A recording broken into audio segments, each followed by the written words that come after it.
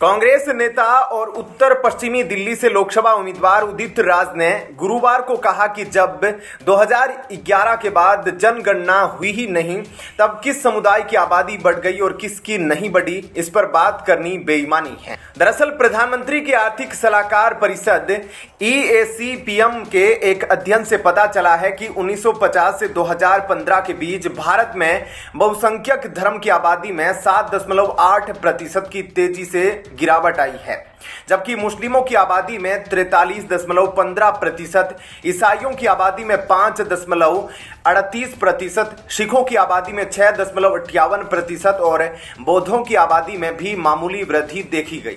इस बाबत पूछे जाने पर उदित राज ने कहा, भारत में सिर्फ मुस्लिमों की आबादी नहीं बढ़ी है, बल्कि सभी समुदायों की बढ़ी है। चुनाव के समय मुस्लिमों की आबादी बढ़ने का मुद्दा उठाना वोटों के ध्रुवीकरण के प्रयास के सिवा और कुछ नहीं है।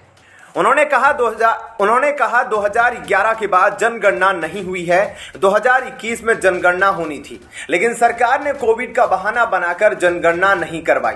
जब तक जनगणना नहीं होगी तब तक किस समुदाय की आबादी बढ़ गई और किसकी नहीं बढ़ी, इसके बारे में कुछ कहा नहीं जा सकता। कोविड सिर्फ भारत में नहीं आया, सभी देश उसकी चपेट में थे। जब कोविड की लहर खत्म हो गई तब जनगणना कराई जानी चाहिए थी, मगर नहीं करवाई गई। जब जनगणना होगी तभी पता चलेगा कि किसकी आबादी बढ़ी और किसकी नहीं बढ़ी। मुस्लिमों की आबादी में 43.15% आबादी बढ़ी है। यह कहने का मकसद सिर्फ ध्रुवीकरण है। यह जिक्र करने पर कि विदेश मंत्री S जयशंकर ने एक कार्यक्रम में विद्यार्थियों को संबोधित करते हुए कहा कि लोगों ने मान लिया था कि अनुच्छेद 370 को बदला नहीं जा सकता, लेकिन भाजपा सरकार ने उसे निरस्त कर दिया। आज देशवासियों के मन में पाक के कब्जे वाला जम्मू कश्मीर का मुद्दा भी आ गया है। उदित राज ने कहा, भाजपा को केंद्र की सत्ता में रहते 10 साल हो गए, ले आए होते पाकिस्तान अधिकृत कश्मीर अपने पास।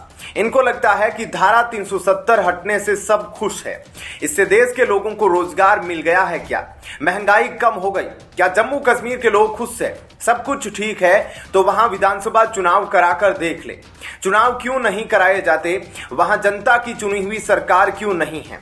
धारा 370 हटने का फायदा भी तो दिखना चाहिए।